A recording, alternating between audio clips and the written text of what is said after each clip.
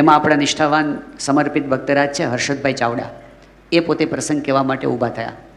અને હર્ષદભાઈ ચાવડાએ પોતાનો પ્રસંગ કહ્યો કે યોગી બાપા જ્યારે એમણે છેલ્લી બીમારી ગ્રહણ કરી, હર્ષદભાઈ એ વખતે ત્યાં ગોંડલ મંદિરમાં જ સરભરામાં સેવા કરતા, તો એ વખતે એમણે એવો નિયમ લીધો કે યોગી બાપાની તબિયત ખરાબ છે તો જ્યાં સુધી એમની તબિયત સારી ન થાય ત્યાં સુધી આપણે મીઠાઈ ન ખાવી, આવો એમણે નિયમ લીધો.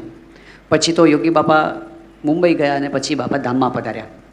યોગી બાપા ધામમાં પધાર્યા પછી ત્યાં ગોંડલની અંદર પારાયણ ચાલતી હતી અને એ પારાયણની પૂર્ણાહુતિનો દિવસ હતો. હરિભક્તોને પીરસવાની સેવામાં આ હર્ષદભાઈ ચાવડા હતા. ગુલાબ જાંબુની રસોઈ હતી. એ વખતે પ્રમુખ સ્વામી મહારાજ ત્યાં પધાર્યા. બધા હરિભક્તોને પ્રમુખ સ્વામી મહારાજ જાતે પ્રસાદ આપ્યો અને પછી છેલ્લે આ પીરસનારા બાકી હતા તો સ્વામી કીધું લાવો તેમ તમને પીરસીએ. એમાં હર્ષદભાઈ ચાવડા એની ડીશમાં સ્વામી ગુલાબ જાંબુ આપવા માટે ગયા. ત્યારે હર્ષદભાઈએ ના પાડી કે સ્વામી રહેવા દો, મેં નિયમ લીધો છે.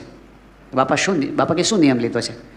કે યોગી બાપા જ્યારે બીમાર પડ્યા ત્યારે મેં એવો સંકલ્પ કર્યો હતો કે જ્યાં સુધી બાપાની તબિયત સારી ન થાય ત્યાં સુધી મીઠાઈ ખાવી નહીં.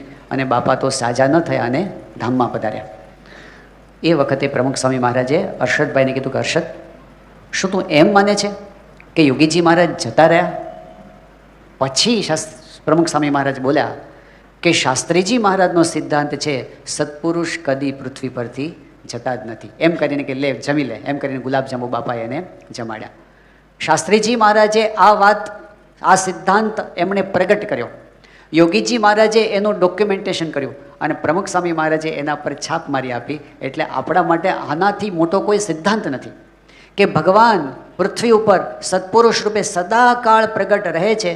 અને મહાન સ્વામી મહારાજની કૃપા એટલી બધી છે કે એમણે આ વાત જાહેર કરવામાં કોઈ દિવસ કોઈ કચાશ રાખી નથી.